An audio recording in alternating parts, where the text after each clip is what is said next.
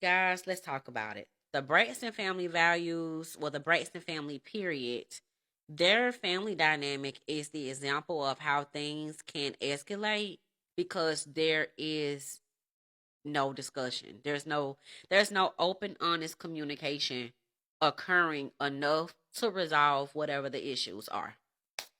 Now, I hadn't looked at the show since they had been on the Iyanla show when they had like the family therapy session or whatever the case may be. And even that was an issue because it was so many different things that came out, and per usual, Tamar is making everything about her because she's having one of her temper tantrums that she usually always has when she is not allowed to have her way. And this leads to what I'm about to say next. Nobody has been really correcting Tamar the way that she needs to be the way that she needs to be corrected in. That's why she not only does she behave that way with her sisters, she does it in her relationships with other people. And it's just a situation to where, like I said, who corrects her? Now, there's a lot of speaking and gossip and energy around her doing the segment with her niece Ashley on her podcast. And I'm not sure which one of them served her to where she couldn't air that episode, but she felt some type of way about it and took it as they're trying to interfere with her bag. I guess from her perspective, I can see it from that angle. But the way that you tried to handle that situation is exactly why whoever served you the way that they did. This situation happened when Gabe was alive, which is Trina's ex husband. Some inappropriate text messages or something like that were exchanged. And I think Ashley at the time was only like 15 or 16 or something like that. That should have been handled. I don't even know how long Gabe has been deceased, but he's no longer with us. And Ashley decided a couple of years ago that she wanted to speak out about what happened. And I seen what she put up, and she said that she didn't say Trina's name, but everybody kind of figured out who she was talking about or whatever the case may be. And once again, that's something that should be resolved within the family dynamic. I don't know why it wasn't handled, but once again, their family dynamic is the example of what not having true, honest, open communication between family members can escalate to when the elephant in the room is not being addressed. I don't know why Trina didn't have a conversation with her niece, but that was something that needed to be discussed. I don't know why the grandmama did not have that discussion with the niece, with her daughters, what needs to happen so that Ashley can feel secure in the situation. And Tamar, you're not about to tell me that you invited her on that podcast because you just gave a F. You have had too many platforms, too many, to act like you're just so concerned. You want your podcast to do numbers.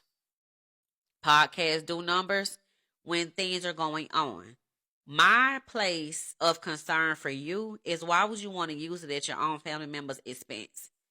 I don't think that Ashley was being vindictive in that situation because she honestly trusts you as her aunt to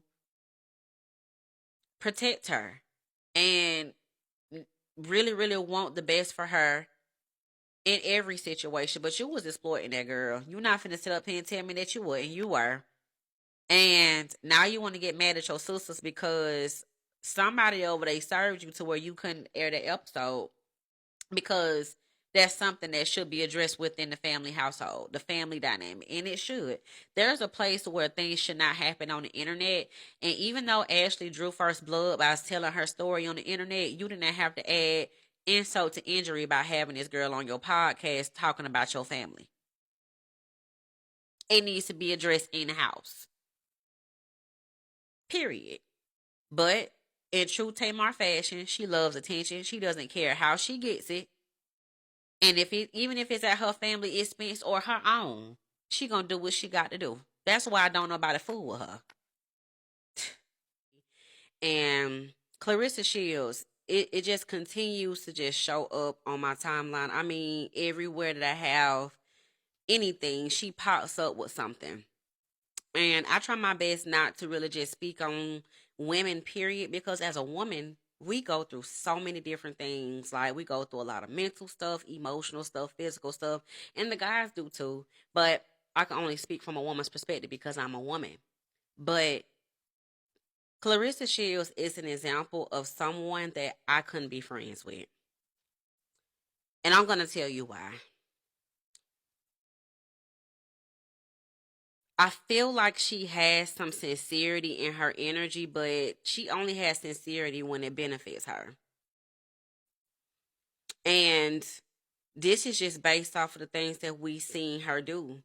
You'll get up on the people purposely with an agenda because there's something there that you need. But when you get to a space where, okay, I don't need said individual anymore and I can be a standalone energy, that's it. The thing is, there's nothing wrong with you not needing somebody anymore, but there's also a world where you can move on and be a standalone energy and also leave those people the F alone. There is no reason for you to be addressing Layla Ali at any point, period. That woman has paved the way for you, whether you want to accept that or not. And she doesn't have any respect. You're disrespectful. You're a disrespectful individual. Now, I'm happy that Layla Ali addressed her with grace. That's how you respond to people that continue to do too much of this because she talked too freaking much. And who around you is telling you, listen, you need to kind of pipe that down a little bit. I don't feel like she has anybody in her circle that's telling her that she need to kind of pipe that down a little bit. Layla Ali does not owe you a fight if she doesn't want to. She does not have to take your money if she doesn't want it. She don't need it. And if she doesn't want to get in the ring, she's done enough in her career to make those executive decisions on whether or not she wants to feed certain things with her energy. There's nothing wrong with it. Now, as far as her being in this situation with Papoose, that's her business. Do I think it's a good look for her brand? Absolutely not. Because, first of all, whether it doesn't matter what happened between him and Remy. Him and Remy doesn't have anything to do with what y'all are building. And I would think that if you would want a healthier foundation for yourself, you will put yourself in a position with somebody that you can build a healthy foundation with. You can't build a healthy foundation with somebody who has not completed and found a foundation that he was previously in. He's still legally married to somebody else. And nobody is about to tell me that you have not been subliminally trying to provoke Remy to address you, and she hasn't. And you're the type of person that you have to be quiet with them. Because if she was to say anything remotely to you, it'll be too much of this. And she knows what's worth her time and what's not. And the common denominator between these two women, Layla Ali and Remy, that you need to learn is what to give your energy to and what you shouldn't. Period.